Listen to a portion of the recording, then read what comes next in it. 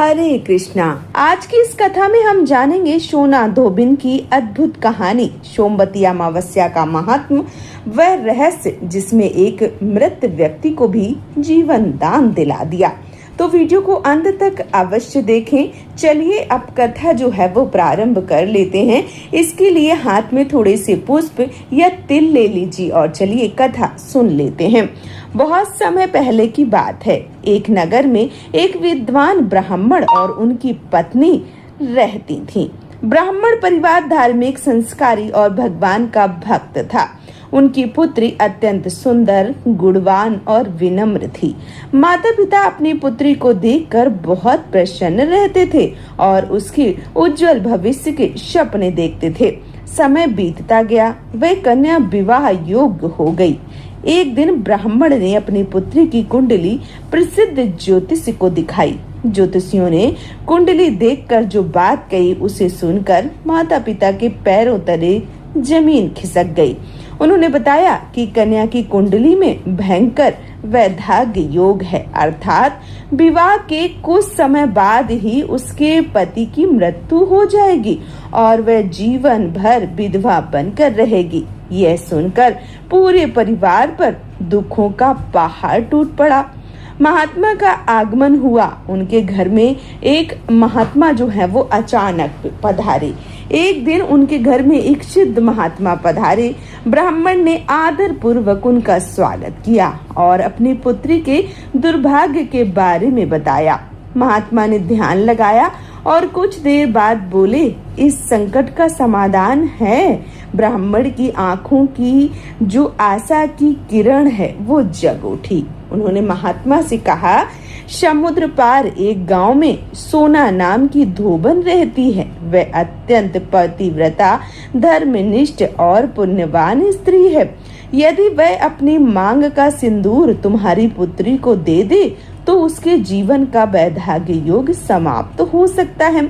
यह सुनकर सभी आश्चर्यचकित रह गए। एक साधारण धोबिन में इतनी शक्ति। लेकिन महात्मा ने कहा, सच्ची जो शक्ति है वो जाति, धन या पद में नहीं होती है। सच्ची शक्ति तप, त्याग और पतिव्रत धर्म में होती है। कन्या की जो एक तरीके से माता हैं, उन्होंने कन्या को ये करने को कहा।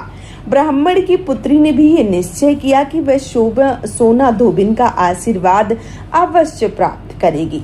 वह लंबी यात्रा करके उसके गांव पहुंची जहां सोना धोबिन रहती थी, लेकिन उसने सीधे जाकर अपनी इच्छा नहीं बताई। वह प्रतिदिन सुबह अंधेरे में उठती और चुपचाप सोना धोबिन के घर पर पहुंच जाती। वह वहां पर सफाई करती, बर्तन मांजती, आंगन बुझाती, कपड़े व्यवस्थित करती और फिर बिना किसी को बताए घर वापस लौट आती। कई दिनों तक ये क्रम चलता रहा। एक दिन सोना धोबिन और उसकी बहू आश्चर्य में थी। वे सोचती थी कि आखिर रोज सुबह इतना सारा काम कौन करके जाता है। एक दिन उन्होंने छिपकर देखने का निर्णय किया। प्रातःकाल जब वह कन्या घर आई और काम करने लगी तो उन्होंने उसे देख लिया। सोना धोबिन उसके पास गई और प्रेम से पूछा, बेटी तुम कौन हो और रोज मेरे घर का काम क्यों करती हो?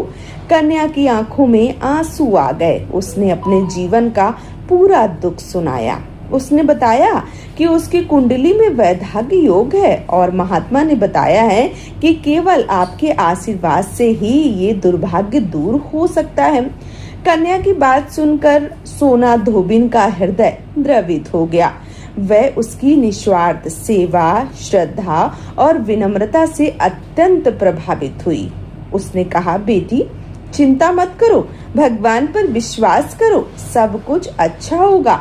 सोना धोबिन ने उसे आशीर्वाद दिया और उसके विवाह में आने का वचन दे दिया। कन्या प्रसन्न हो गई और वह अपने घर को लौट गई। कुछ समय बाद कन्या का विवाह निश्चित हो गया। घर में उत्सव का वातावरण था। मंगल गीत गाए जा रहे थे। चारों ओर खुशी का माहौल था। लेकिन माता पिता के मन में कहीं न कहीं उसके वैधाग्य योग का जो भय था वो अभी भी बना हुआ था।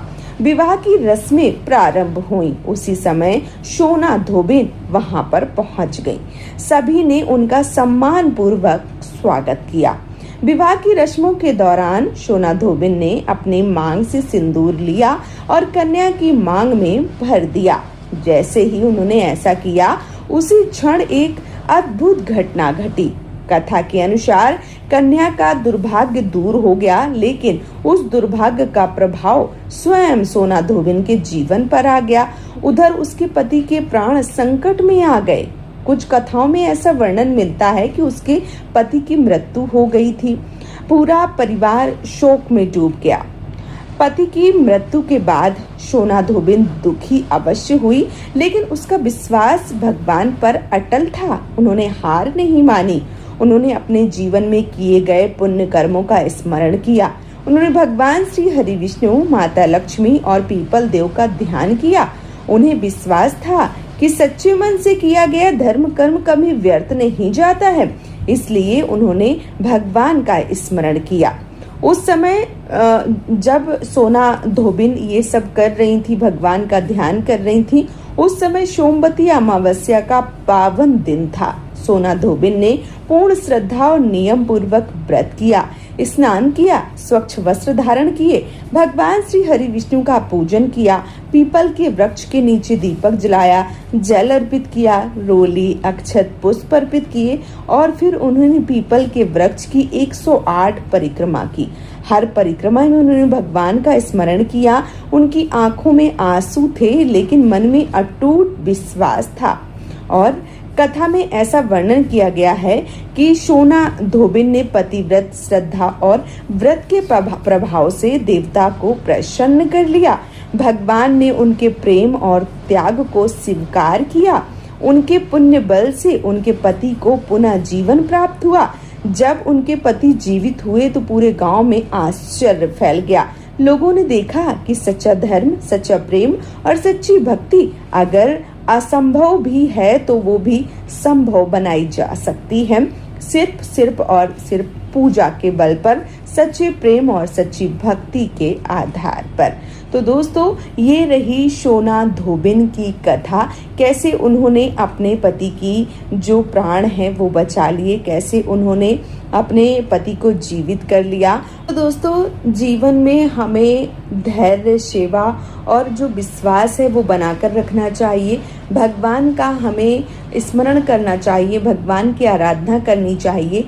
जिस प्रकार से भगवान ने सोना धोबिन का सुहाग अखंड किया, उसी प्रकार से भगवान सबका सुहाग अखंड रखें।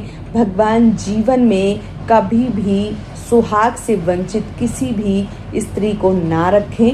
और जो भी स्त्रियां अपने पति की दीर्घायु की कामना चाहती हैं, वो सोमवती अमावस्या व्रत जरूर करें, पूजन करें और कथा जो है वो जरूर पढ़ें। तो ये थी सोना धोबिन की कथा। आप सबको कैसी लगी है आप हमें कमेंट सेक्शन में जरूर बताइए। मन में कोई भी प्रश्न है तो आप हमें नीचे बिना दुविधा के लिख दीजिए। और दोस्तों, चैनल में दी गई जानकारी यदि पसंद आई है तो चैनल को सब्सक्राइब करके चैनल से जुड़ जाइए, ताकि समय पर आपको सही और संपूर्ण कथाएं और जानकारी प्राप्त होती रहे। यदि आप मुझे कथा सुनाने के बदले कोई दक्षिणा देना चाहते हैं तो आप इस चैनल को सब्सक्राइब करके वीडियो को लाइक कीजिए और अगर हो सके तो वीडियो को शेयर कीजिए। ये वीडियो मैं यहीं पे समाप्त कर रही हूँ। बहुत जल्दी मिलूंगी आप सबको एक और नए वीडियो के साथ में। तब तक के लिए जय श्री श्याम दोस्तों, राधे राधे।